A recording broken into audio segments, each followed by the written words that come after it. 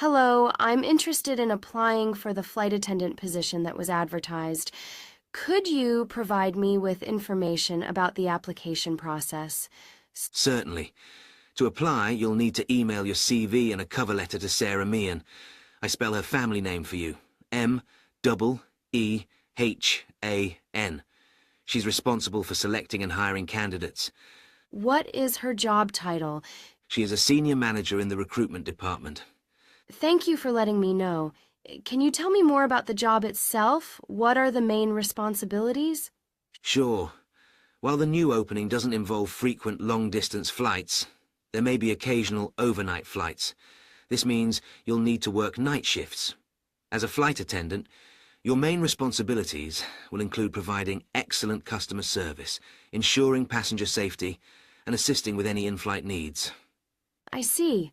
Are there any specific qualifications or skills required for this position? Yes. Proficiency in English is essential. Since we have passengers from all over the world, you'll need to be able to communicate effectively in this international language. Additionally, you should be adept at math, so you can handle tasks that require calculations such as passenger count. I studied relevant subjects at university, so I should be able to meet those requirements. By the way, are there any physical requirements? Yes. Candidates should be able to swim and have good vision, including the ability to differentiate between colors. Visual inspections of the aircraft, such as checking for damage or irregularities, monitoring cabin conditions, and ensuring proper functioning of safety equipment, are part of the job. That makes sense. I have previous experience working in a cafe. Will that give me a competitive advantage? Absolutely. Previous experience in customer service can be a valuable asset. Providing customers with different forms of assistance demonstrates your communication skills and understanding of important service sector values, such as patience and empathy. I was also involved in daily food preparation in this job. They will definitely appreciate that. It shows that you have relevant skills and can handle the job's demands. Is there anything else I should keep in mind? Yes. Demonstrating cultural awareness is also important. Our airline values diversity and wants flight attendants who can interact effectively with passengers from different backgrounds, being familiar with their customs and values. That's good to know. When is the application deadline? I need to prepare my documents accordingly. It's October 29th. We have several attendants retiring on November 6th, so we're looking to fill the positions as soon as possible. Okay, I'll make sure to submit my application before the deadline. Lastly, is there a probationary period for this position? Yes. The probationary period is 6 months. During this time, your performance and suitability for the role will be assessed. It's longer than the probationary period I had when I joined this company. We only had 3 months to showcase our skills and capabilities. Thank you so much for providing all this information. I'll make sure to submit my application soon.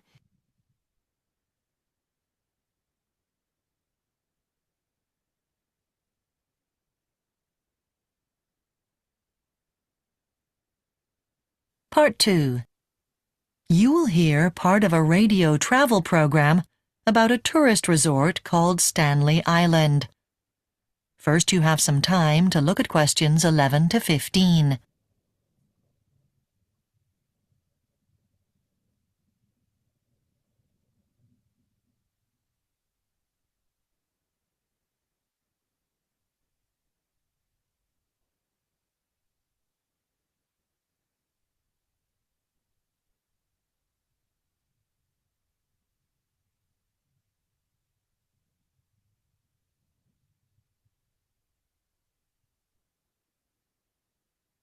Now listen carefully and answer questions 11 to 15. Welcome once again to the show where we give you travel tips on popular tourist destinations in the Pacific region. And today, our focus is on beautiful Stanley Island. Now, before we get started, a word of warning. The seaplane service to the island was discontinued last week, so for the next month at least, The sole link to the island is provided by the old ferry service, since plans to run a hovercraft service to the island have been delayed. So what is there to see and do on Stanley Island? Well, the main tourist areas are on the north, south and east coasts of the island. As far as recreation goes, in the south you'll find several leisure parklands such as Waterworld and Fantasy Island, which seem well equipped and reasonably priced. If it's golf you're after, the 18-hole course in the south of the island is currently being turned into a conference centre. But don't despair, there are 2 excellent courses just 30 minutes away on the east coast. The south of the island has many large resorts and hotels, with plenty of children's activities and clubs. This part of the island caters mainly for those seeking luxury to medium-class accommodation, but the east coast has basic apartment complexes with fully equipped kitchens, so that at least you can cook for yourself. For those who like to get back to nature, you'll probably find the south coast rather overdeveloped. The rainforest areas on the west coast are largely inaccessible because of the surrounding mountains, but those on the north coast are within easy reach, and a local agency runs guided treks through the jungle. If you're into water sports, all of the areas have something to offer.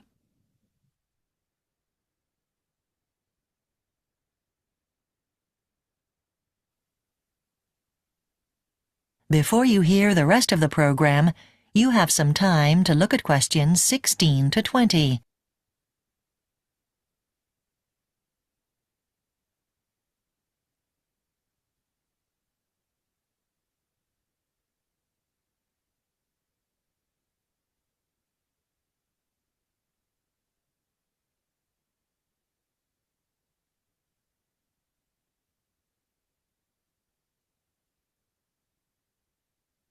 Now listen and answer questions 16 to 20. Now, here are a few bits of advice for those visiting the island for the first time, to make your stay safer and more enjoyable. The island is generally safe, but it's as well to take a few precautions. If you're on any medication, bring this with you. It may not be available on the island. And it's also a good idea for everyone to pack some insect spray in their luggage. If you're thinking of going into the more mountainous region in the west of the island, let someone know where you're going. And remember, the reception for your mobile phone may be unreliable, so don't depend on that. Take your own water. Don't drink out of rivers. You're likely to come across lots of monkeys. They're cute, but watch out, as they can bite. Finally, when you're back in the more inhabited areas, take a break from steak and do try the local seafood. It's fresh and very good value.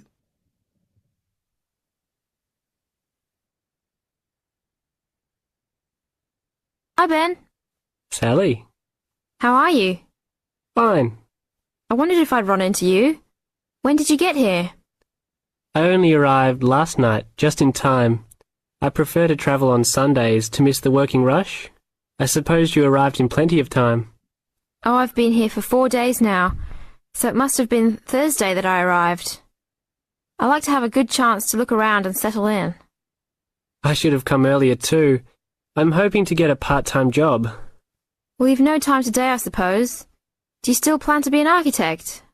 Yes, it's what I've always wanted to do. And you were planning to do economics, weren't you? Yes, I was, but now I've decided on psychology instead. How many textbooks do you have to get? I've been given this long list, and I'm sure they'll cost a fortune. See? That looks a lot. It's longer than my list. Well, it's 14 all told. So I might use library copies instead of buying some of them. What about you? I'll probably buy the whole lot of mine because I only have 5 on my list, although I'm sure there are many more I'll have to read. Luckily, we don't have to read them all straight away. Have you got your class timetable yet? It came with the book list. When do your lectures start? Tuesday. That's tomorrow. How about yours? Oh, I've got an extra day, the day after yours start.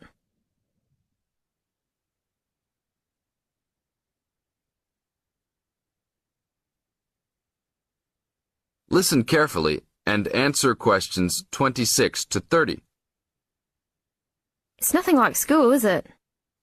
Not so far, and the lectures will certainly be different. Do you have any special approach for keeping up with lectures and the amount we have to read?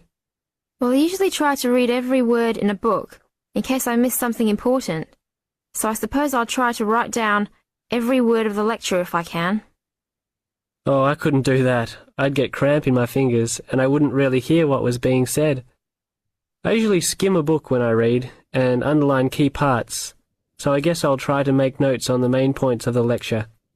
Have you thought of using a cassette recorder? You mean to record the lecture? Yep. Then you could make really good notes. Is it allowed? I think so. It must be. Plenty of people seem to do it. It has to be better than trying to write every word as you listen. Anyway, what's your first lecture about? Oh, it's on the Industrial Revolution. The Industrial Revolution? Sounds boring to me. Not really. It made a big difference to everything, including architecture eventually. So what's your first lecture about? It's about what separates humans from other animals. Okay. Look, I was on my way to the library to check out some of these books on my list. I have a tutorial paper to give in a couple of weeks. Oh, what's the topic? Well, I think our lecturer must have trouble thinking up topics. The topic is, why study architecture? I don't know. It could give you a chance to set out what you want to do. I guess so. Have you been given any tutorials to do yet? Yes. Mine is called Needs for Sleep. Sounds almost as interesting as mine.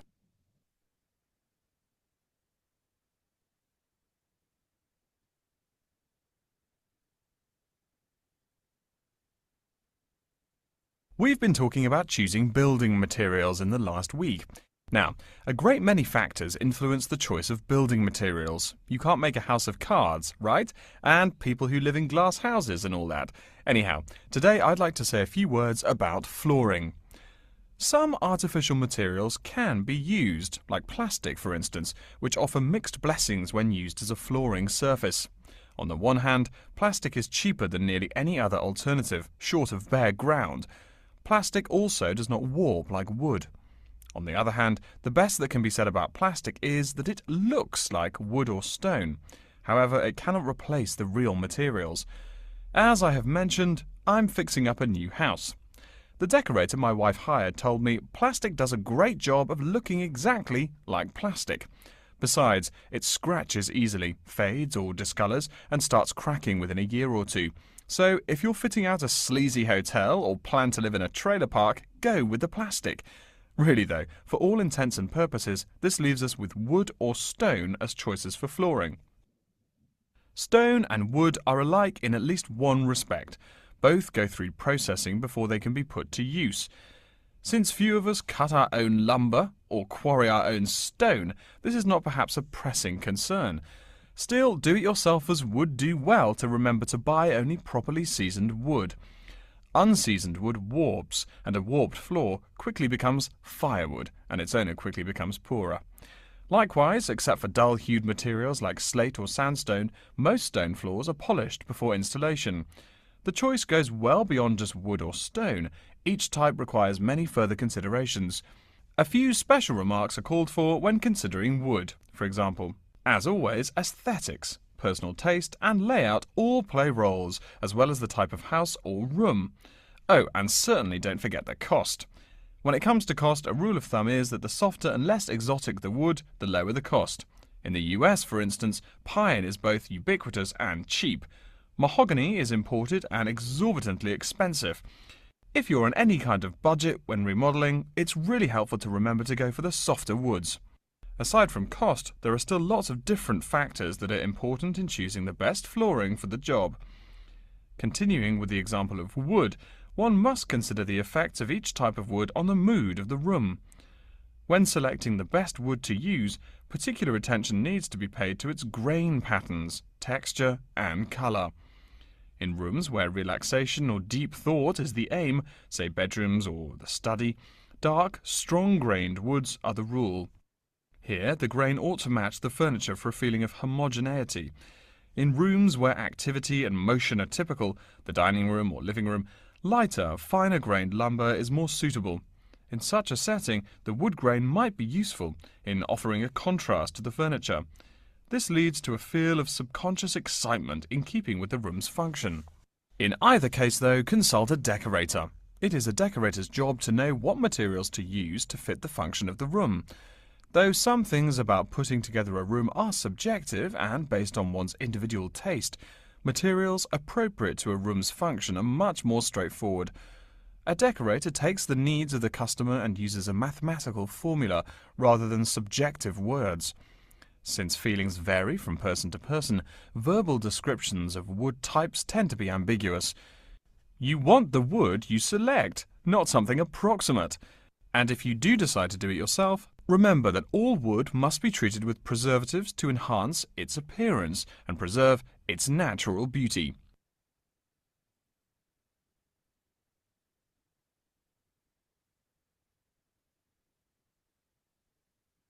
In the case of stone, or quarry tile, as flat-cut flooring stone is properly called, a new set of considerations must be weighed up. Simple colour aside, the degree of reflection must be kept in mind. This is called the reflectance rate, which is expressed in a number between 0.0 and 1.0, depending on the amount of light it reflects. At one end of the scale is polished silver. At a rating of 1.0, this shiny surface reflects nearly all of the light directed at it. Numbers closer to 0 describe materials that absorb more light. Moving down the scale a bit, we see that plastic that has been painted white has a rate of 0.8, which makes sense. We know that the colour white reflects all other colour, while black absorbs all colour, and plastic itself is a relatively reflective material. Materials that are denser and darker have reflectance rates much closer to 0. The quarry tile I mentioned a while ago has a rate of 0.1. As you may know, quarry tile is generally dark brown and made from clay, so it is quite dense. Of course, there is considerable variation among types of quarry tile because of the hue or treatment of the clay during its creation. Does anyone have any guesses as to what material may have a rate of almost 0.0?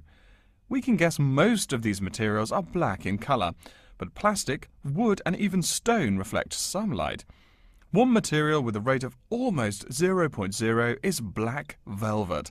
The texture produces almost no shine at all. Carrara marble, despite its white hue, is actually lower in reflectivity than black onyx. In any case, the fact that tiles vary somewhat should not be forgotten. A highly reflective floor would not be suitable in a library. It would be indispensable in a ballroom, should your home be large enough to feature one. Again, a rule of thumb is that light means lively. Since form and material follow function, one should only use the more reflective materials in rooms where the cultivation and expression of energy is important. Bear in mind, too, that most types of stone cost more than all but the rarest of wood. Of course, there is no reason why some rooms of a house should not feature wood floors or other stone tiles. You can even mix the two. A room with wood panels on the walls can have a beautiful stone floor. My bedroom has white birch walls and a light blue slate floor. The place looks like a Russian hunting lodge. Remember though, go with what feels right for you. Good taste and the laws of interior design are the homeowner's servants, not his master. It's only beautiful when you decide it is. I mean, you're the one who lives there, not the decorator, right? Okay, are there any questions?